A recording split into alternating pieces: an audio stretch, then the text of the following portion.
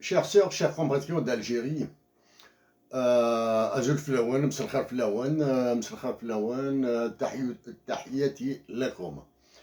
Travailler pour sa patrie est beau.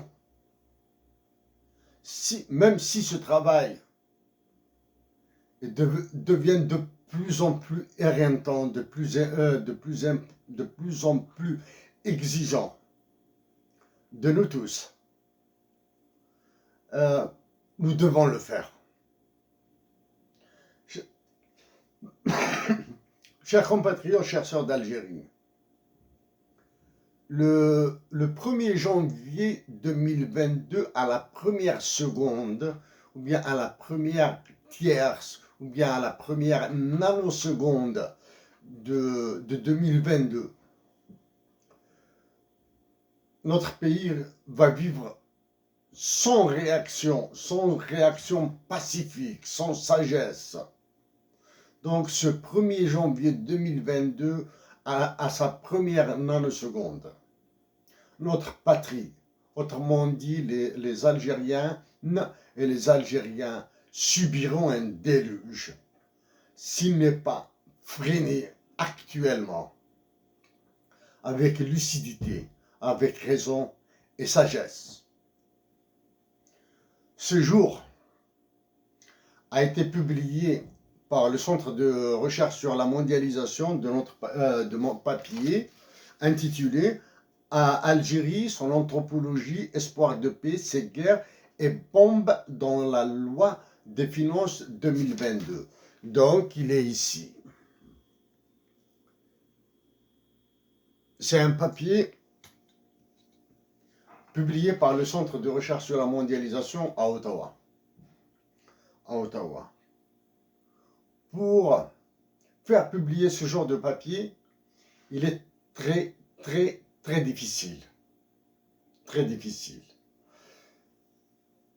Parce que j'ai abordé des chiffres, j'ai abordé en survol quelques points, mais il y a des aspects qui échappent probablement au lecteur qu'il fallait négocier.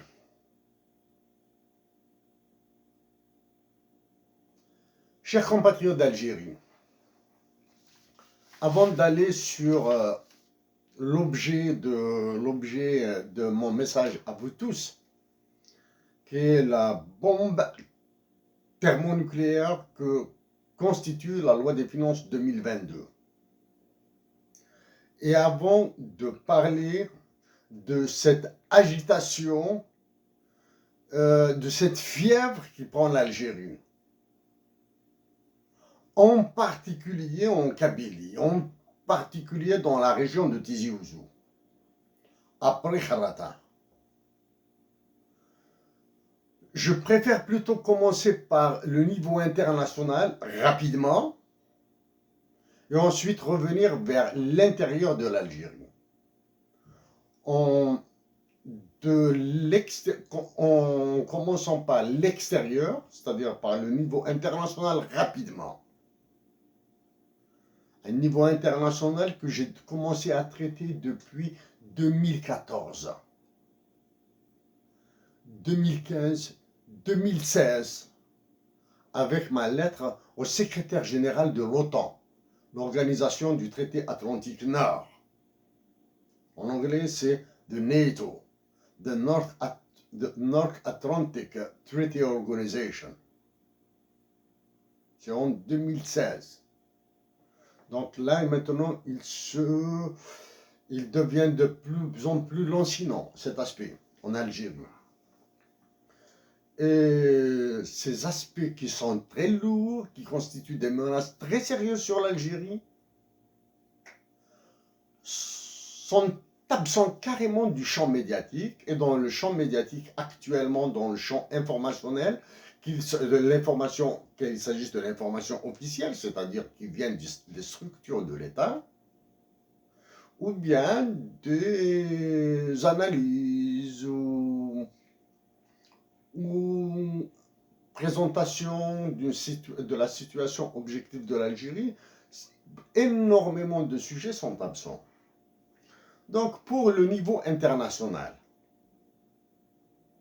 je commence par le roi de France et de ses colonies africaines, le président Emmanuel Macron. Je vais revenir sur un aspect très important, très simple à comprendre. Lui, il faudra le positionner face aux États-Unis d'Amérique, à la Chine, à la Russie et au Royaume-Uni.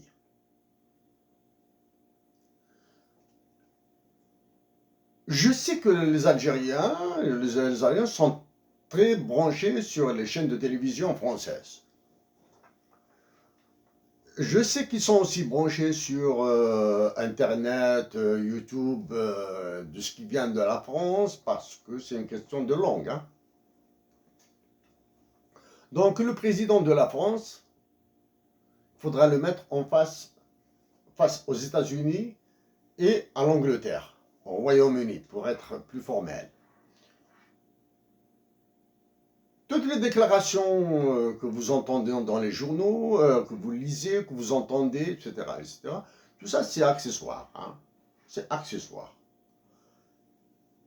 Il faudra que vous ayez en tête la déclaration du roi de France et de ses colonies africaines, le président Emmanuel Macron, sur l'OTAN.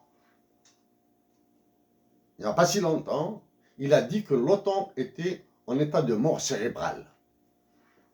Ça, c'est faux. Cette déclaration, il va la rebouffer.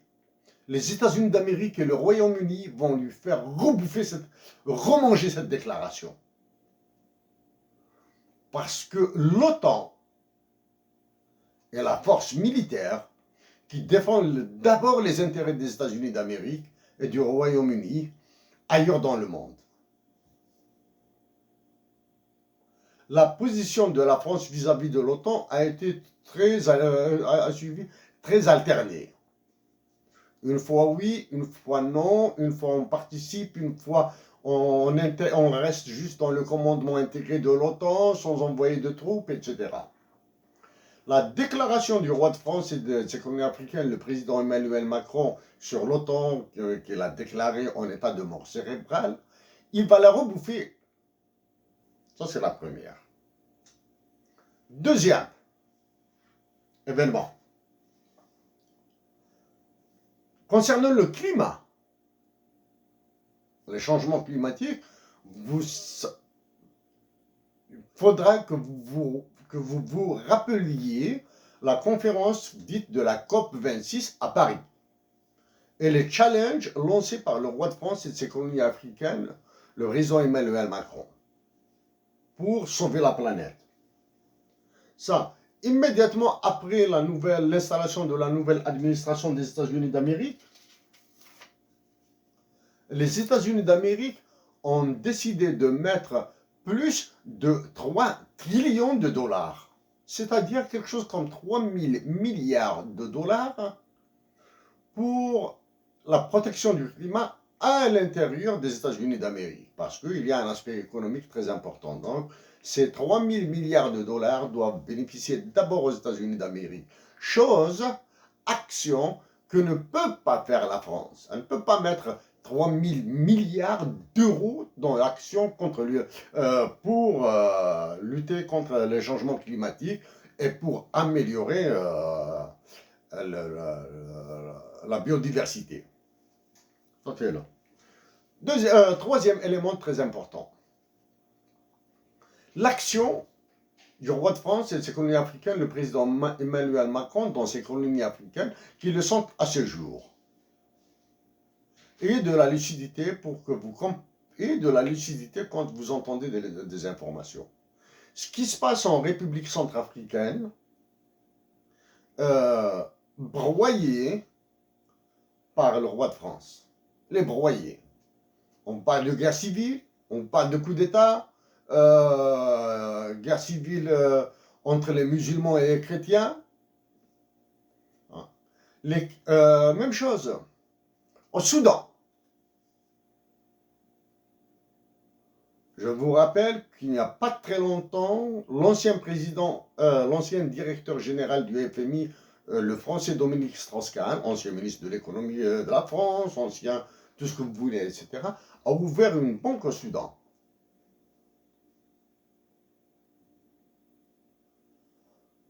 Le Soudan. Le Tchad, après l'assassinat, la mort du président du Tchad, remplacé par son fils, il a pris le contrôle intégral du Tchad. Il n'est plus question d'opposition, il n'est plus question de changement démocratique, il n'est plus question de transition démocratique. Tout ça a disparu. Parce que les intérêts de la France au Tchad pour contrôler la République centrafricaine et autres est très importante. Le cas du Mali, même chose. Le Mali a opté pour une option, celle de faire appel à la Russie, à la Fédération de Russie, invoquer le caractère de souveraineté du Mali est un peu difficile. Invoquer le caractère dramatique dans lequel se débat le Mali, oui. Mais le cas du Mali est encore plus dangereux. L'Algérie intervient dans ce cas avec l'accord d'Alger. La partition du Mali qui est en jeu, avec le nord musulman et le sud animiste chrétien. L'impuissance de l'ONU. Pour ça, je l'ai expliqué à plusieurs reprises. Ça, c'est le cas du Mali. Le cas du Niger, idem. Une erreur fondamentale que je vais dire aux dirigeants maliens après cette intervention, c'est d'être tombé, l'État malien, le Niger, le Tchad, le Burkina Faso, sont tombés dans le panneau de la monnaie. Le cas du Mali est très parlant, tout en laissant ses richesses naturelles et ses ressources financières sous le contrôle de la France. Il a appelé à la défense du Mali par la Russie. Alors que c'est depuis 2014 que je parle de banque centrale pour les colonies africaines, colonies françaises en Afrique qui circulent qui utilisent le franc CFA. Pour cette affaire, le sujet du franc CFA que j'appelle toujours fiducide. Le dernier affrontement que vous, chers compatriotes d'Algérie, que vous ne voyez pas, a été après quelques actions lancées auprès de certains pays africains et après avoir traité la BCEAO, la CEDEAO, l'UMOA, d'organisations interétatiques internationales terroristes. La France a utilisé des dégonfleurs. Un dégonfleur qu'elle a missionné au Mali. Il a dégonflé carrément ce sujet au Mali. C'est un Africain. Elle l'a dépêché immédiatement. Immédiatement, il est parti au Mali et je m'attendais à ce genre d'action. Et je m'attends à d'autres réactions encore plus violentes. Ça c'est le côté France, États-Unis. Le côté maintenant, le triplé, Russie, Chine et USA. L'Afrique est leur terrain de combat. De manière très simple à comprendre. Avant d'écouter ces histoires de guerre ethnique, de guerre religieuse, de conflits religieux, etc., de terrorisme religieux, etc., posez-vous d'abord la question, est-ce que dans ce pays africain, est-ce que dans un pays africain, comme l'Algérie, est-ce qu'il y a des ressources naturelles très demandées? Est-ce qu'il y a des terres rares? Ça, c'est la première. Si oui, mettez le reste derrière. Éloignez-le derrière. Religion, identité, etc. Même si je vais en parler après. Mettez-le derrière. S'il y a des intérêts combinés, USA, Russie, Chine, Royaume-Uni, Japon, dans ces pays africains, les intérêts de 5 pays doivent être combinés. S'il y a des intérêts, repoussez encore ces histoires de terrorisme derrière. Ça, c'est là. Troisième élément. Est-ce que les pays africains sont faciles à déstabiliser par la question justement religieuse et identitaire? Si vous répondez par oui à cette question, cela veut dire que les intérêts économiques dits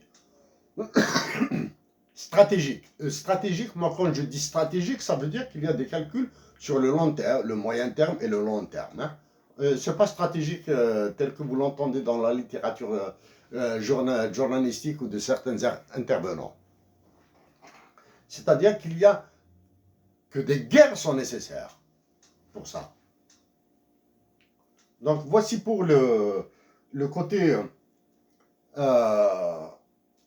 France contre les autres et le jeu et la guerre, le conflit, la Russie, Chine, Japon et Royaume-Uni et les USA bien sûr.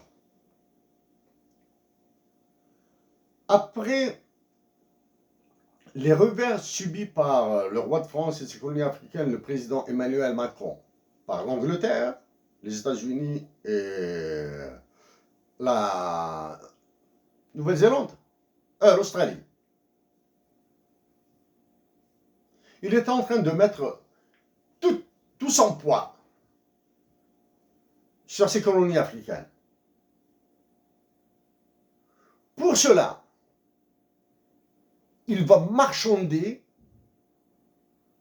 les extraditions. Il va les marchander.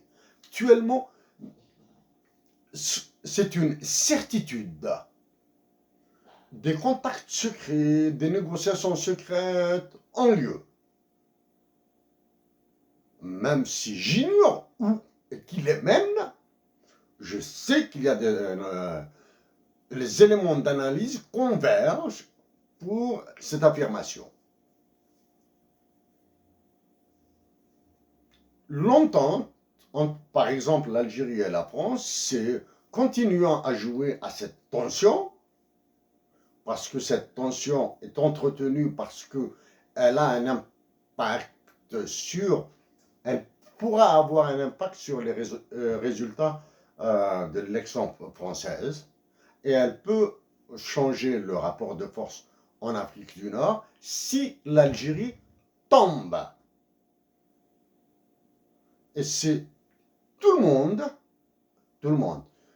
et tous les pays, les puissances économiques et militaires sont intéressés par le sort de l'Algérie. Que l'Algérie reste debout, et c'est ce que je souhaite, la Russie et la Chine seront contentes. Que l'Algérie tombe, s'écroule, toutes les puissances économiques et militaires de la planète seront contentes. Parce qu'elles auront un pays et une nation à leur disposition, à leur service, à genoux, à moins que la nation algérienne continue à résister dans cette dignité. Voilà. Chers compatriotes d'Algérie, chers frères et sœurs d'Algérie et d'Afrique du Nord, chers compatriotes expatriés, dans moins d'un mois, ce sera la commémoration du départ de Hussein Ait Ahmed. Il est possible de saisir cette opportunité de commémoration du départ de Hussein pour rappeler ce qu'il a fait au niveau international, pas ce qu'était Hussein, ce qu'il avait fait à l'international, au niveau international pour libérer l'Algérie, pour l'indépendance de l'Algérie. Remettre, expliquer, faire prendre conscience à tous les Algériens et à toutes les Algériennes que des sacrifices sont nécessaires.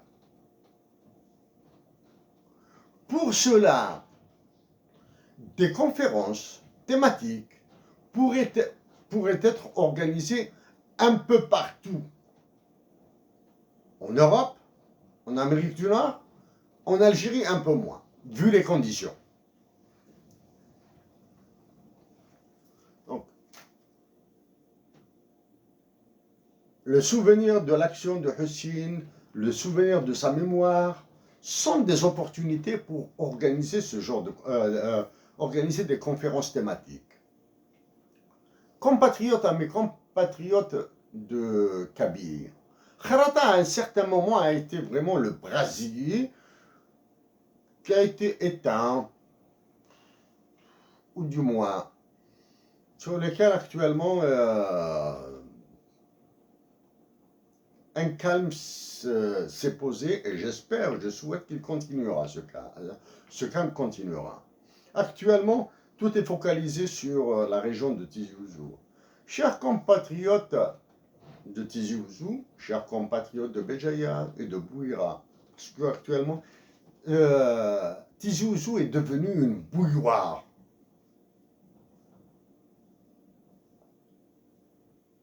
Il faudra calmer les esprits. Il faudra calmer les esprits, il faudra les calmer. Ça, c'est vrai.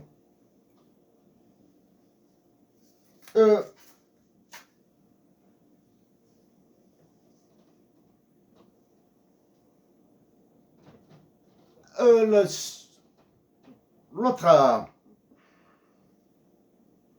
aspect qui est assez difficile à aborder. Pour novembre et décembre, pour ce mois de novembre et décembre, le milieu du travail, ce qui est appelé le milieu du travail, le milieu ouvrier, sera soumis à rude épreuve pour des grèves, pour des manifestations, pour dénonciation de la vie chère, et je sais qu'elle est très chère. Mais sachez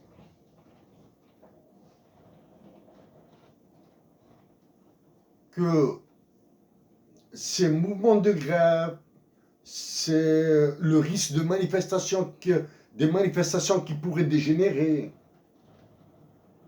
sont des prémices pour la violence qui s'abattra au mois de janvier. À partir du mois de janvier, quand ils couperont les subventions, quand ils introduiront la capitalisation des retraites, quand ils commenceront à vendre, etc.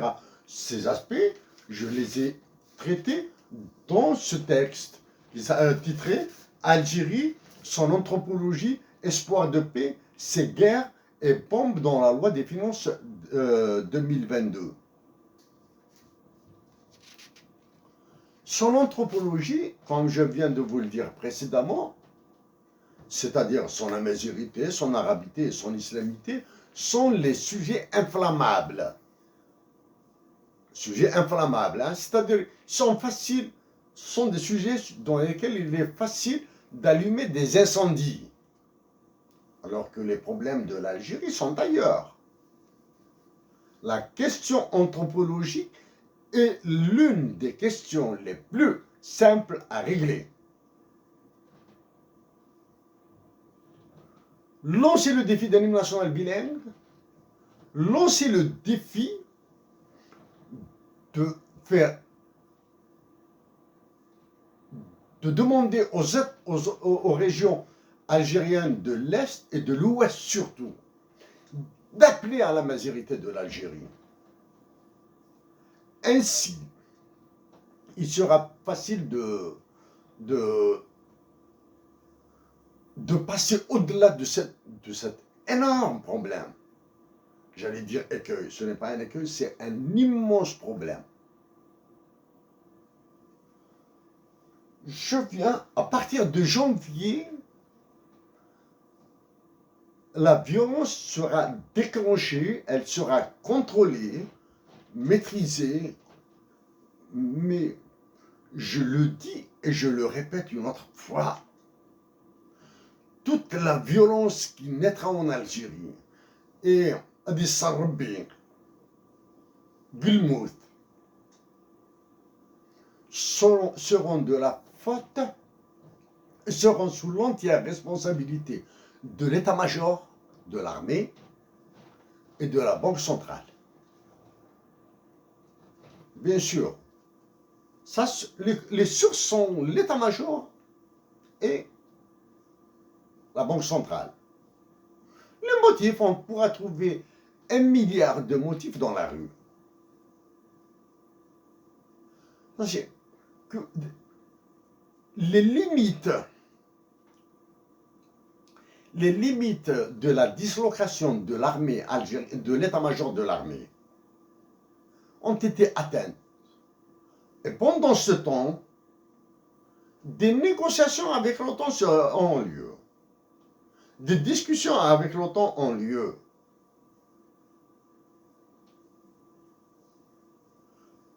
Comment se produisent ces discussions? Par téléphone, par visioconférence, par des circuits câblés? Je l'ignore. Par des déplacements secrets, par... etc. Le cas maintenant de l'Algérie, de cette tension entre l'Algérie et la France.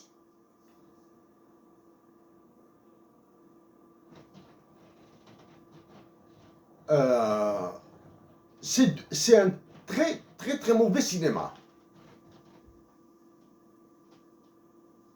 C'est un cinéma qui peut déboucher sur des fleuves de sang, comme l'expression de Hussein.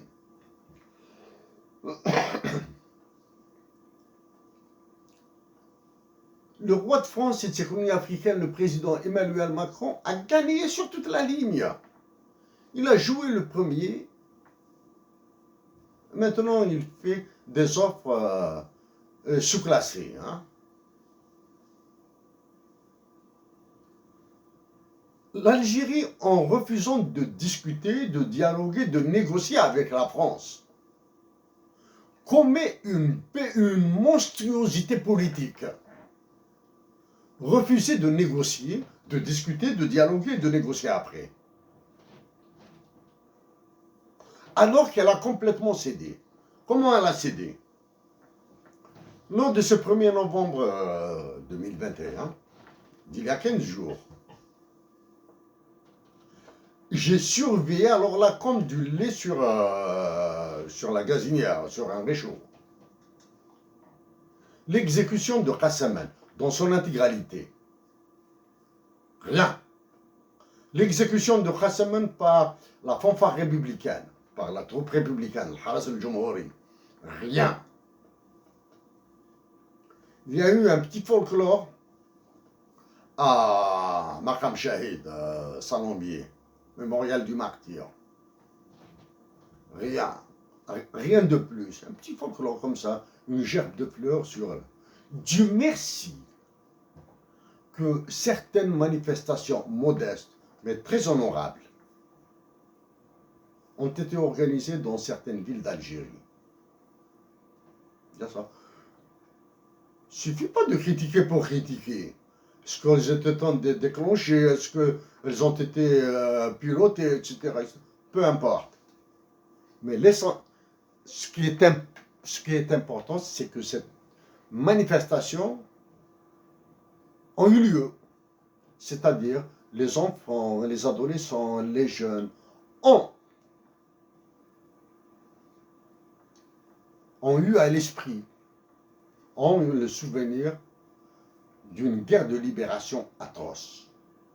En disant que l'Algérie commet une monstruosité politique en refusant de discuter, de dialoguer, de négocier avec la France. Je rappelle que parmi les plus célèbres négociations, il y a une négociation de Yalta, de Potsdam, 1944 et 1945. Malgré ces négociations, les Alliés sont devenus des ennemis après. Mais ils ont négocié.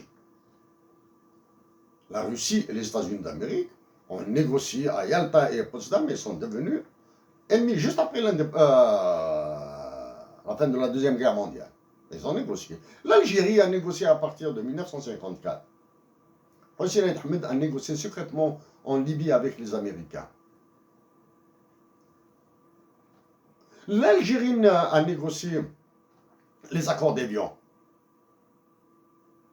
de la mi-61 à mars 62. L'Algérie a négocié les accords d'Évian pour mettre fin à la guerre. L'Algérie doit négocier avec les États-Unis, la Russie, la Chine et surtout la France. Parce que le président de la France, avec la complicité des Algériens, des autoproclamés dirigeants algériens, s'ils continuent sur cette démarche, ils vont exposer l'Algérie.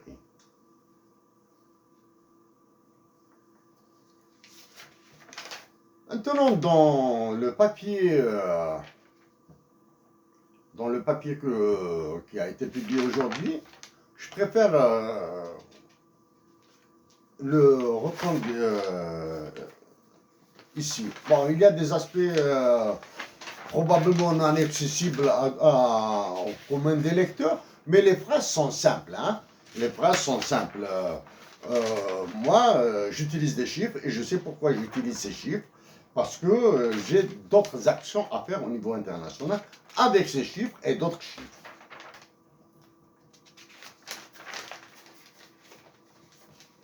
Il faudra mettre la pression dès à présent sur les députés et les sénateurs en leur disant qu'en votant la loi des finances 2022, telle qu'elle a été imposée par la loi des finances, ils seront un congrès, c'est-à-dire un congrès chambre basse et chambre haute, digne d'Hitler. Ils vont faire de l'Algérie un Reich.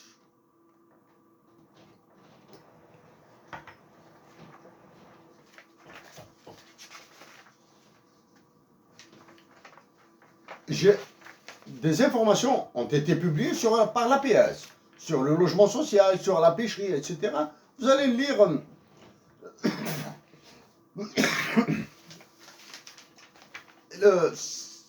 l'explication. Hein. Le détail, c'est encore plus complexe. Et les finalités des lois sur le logement social, sur la pêche, sur le futur problème entre négociations entre l'Algérie et l'Italie.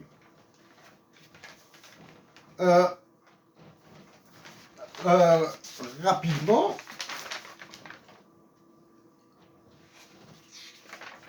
je vais vous donner ce qui sera signé par déduction analytique. Hein. Je ne suis pas dans le secret des dieux.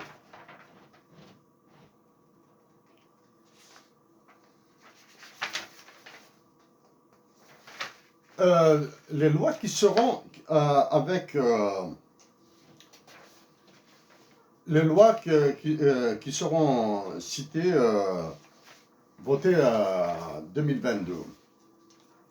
Le plus grand crime qui sera signé, qui sera voté, c'est la suppression des subventions. Suppression des subventions. La vente des entreprises publiques.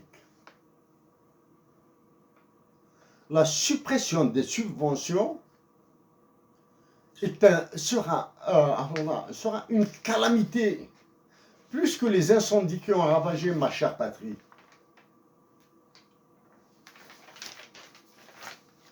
suppression de subventions. On ne doit pas les toucher. Privatisation des entreprises. Oui,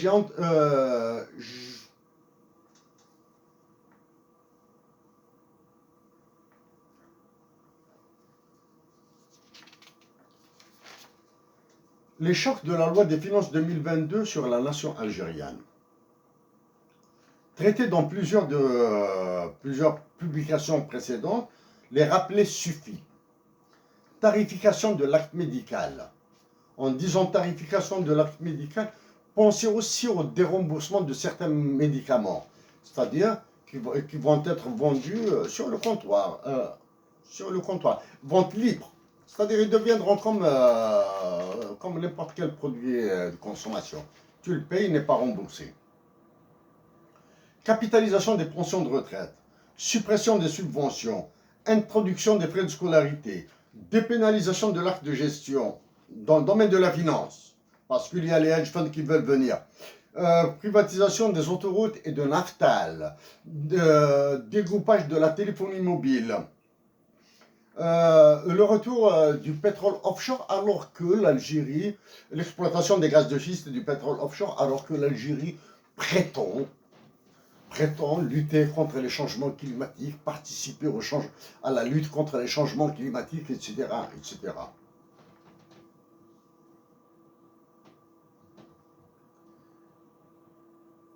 L'heure de question de se taire sur ces aspects. Maintenant, le cas des pensions de retraite, je préfère le cas de la capitalisation des pensions de retraite. Je vais éviter de parler des zones exclusives économiques de l'Algérie, entre l'Algérie et l'Espagne. Maritime, hein? Même chose avec l'Italie, du côté de l'Qala, de Annaba et de Skikda. Il y a un problème qui va se poser très sérieusement là-bas. Capitalisation des retraites.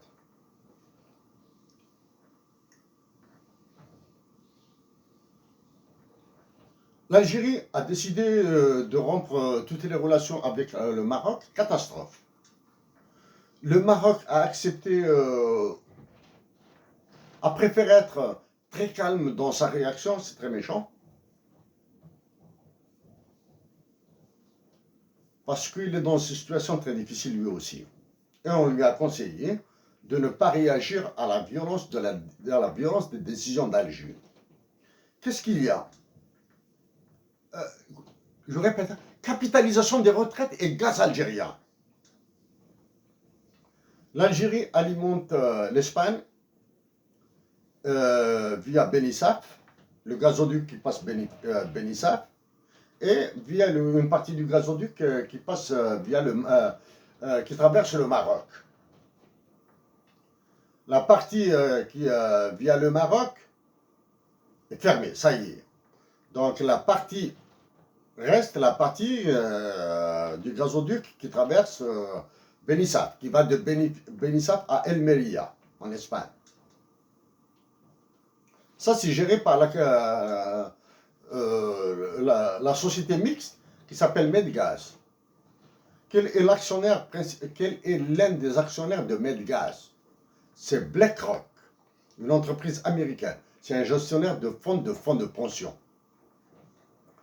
Répète, BlackRock actuellement tourne avec 8 000 milliards environ, hein, entre 7 500 milliards de dollars et 8 000 milliards de dollars. Voici la masse d'argent que gère BlackRock. BlackRock, il va demander à l'Algérie d'augmenter les capacités via le gazoduc parce qu'elle est actionnaire. Satisfaire la demande espagnole. Elle va lui demander un excès de livraison, mais actionnaire. Pour que l'Espagne revende au Maroc. C'est pour cette raison que le Maroc n'est pas très gêné par le gaz. Il va le revendre. Il y a une question de monnaie entre l'Algérie et le Maroc, je ne vais pas revenir là-dessus encore. Mais en demandant, BlackRock, en demandant l'augmentation des capacités de production, etc., il va exercer les mêmes pressions sur l'Algérie que celle qu'il a exercée sur le Maroc. Quelle est la pression exercée par tous les milieux financiers internationaux sur le Maroc? C'est la convertibilité partielle du dirham. Convertibilité partielle pour l'échanger librement sur les marchés. Cette question de convertibilité du dirham va se poser en Algérie. La question de la convertibilité du dirham s'est posée au Maroc il y a longtemps, assez longtemps, au moins 5 ans. Donc ça, c'est la même question qui va se poser, c'est la même problématique qui va se poser en Algérie. Pourquoi elle va se poser en Algérie? C'est BlackRock qui va l'exiger de l'Algérie pour qu'il fasse la capitalisation des retraites, pour que les pensions des retraités algériens soient gérées par BlackRock. Ils vont mettre les pensions de retraite des Algériens dans la spéculation. Ça,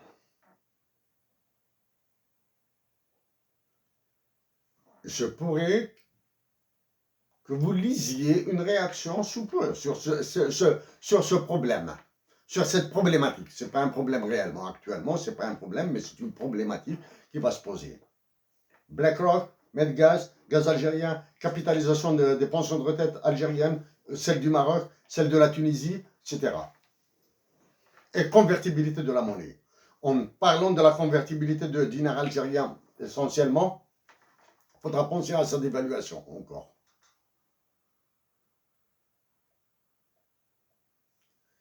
Ce soir, mes chers compatriotes d'Algérie,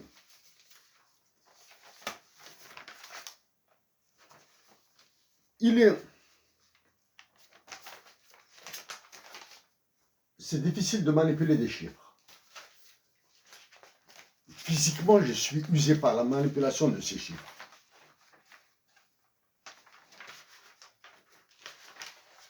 J'ai fait... Tous ces chiffres sont publiés dans ce papier. Tout ce que je ferai désormais, je continuerai à faire des interventions de ce genre. C'est mon pays, c'est ma patrie qui est en jeu. Moi aussi, je suis algérien.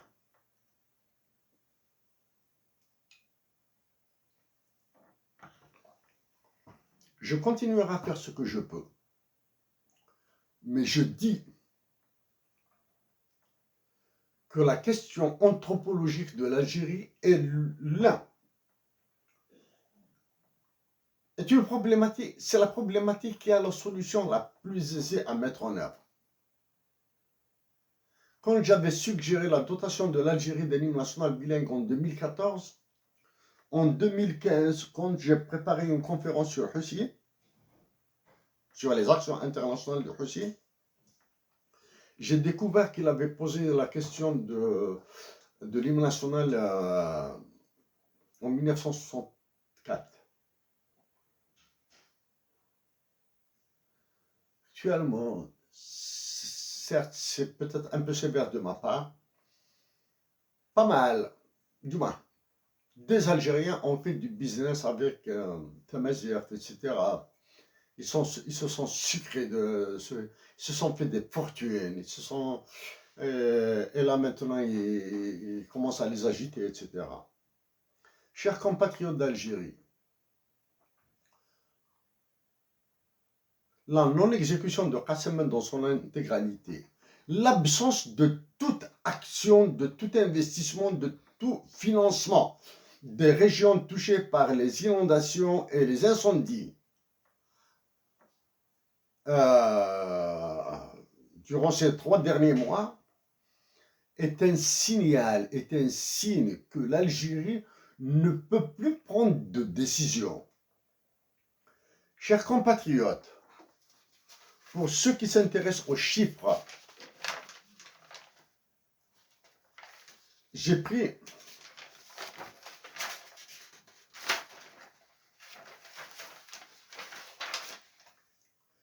pris sur moi de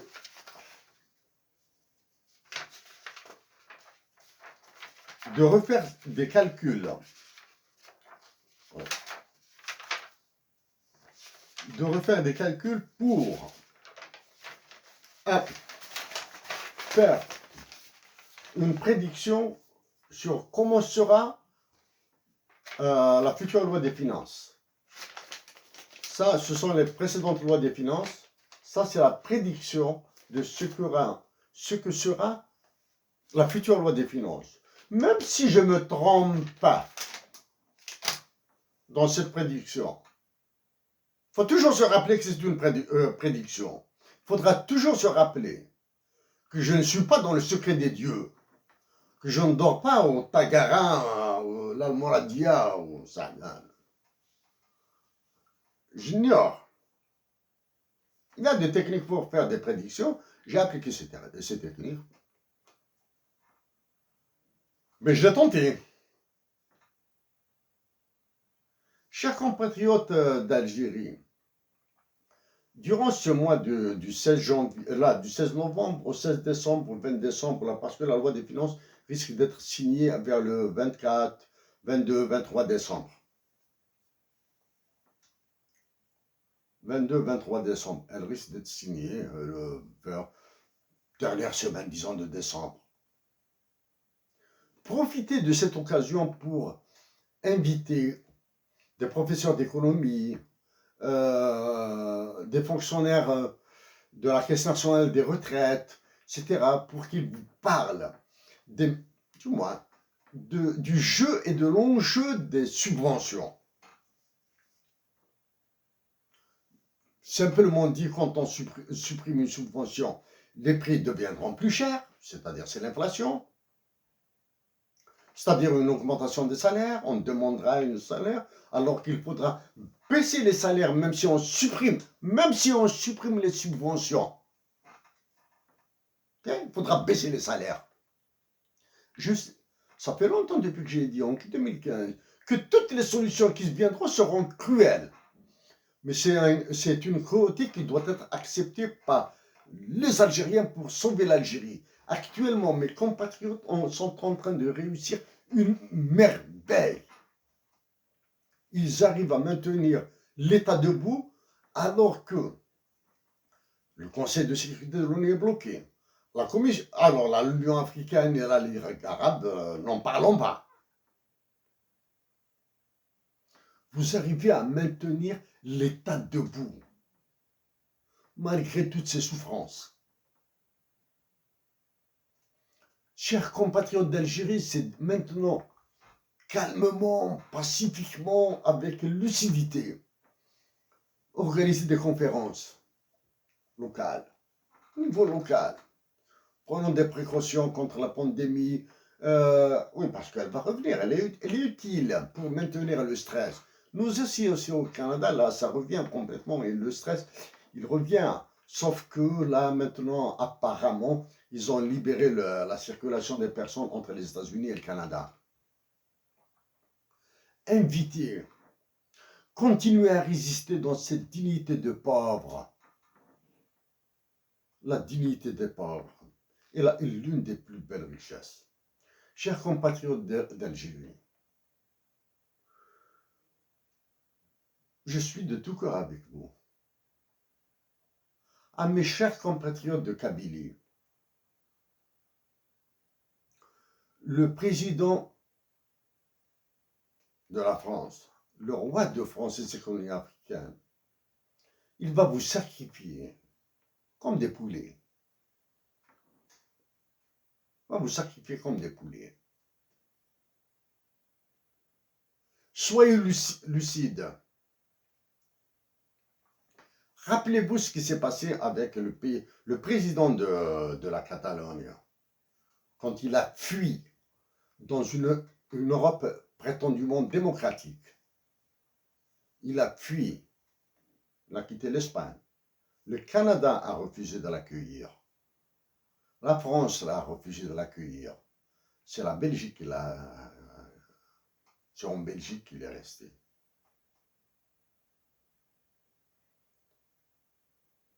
Des compatriotes algériens ont été extradés.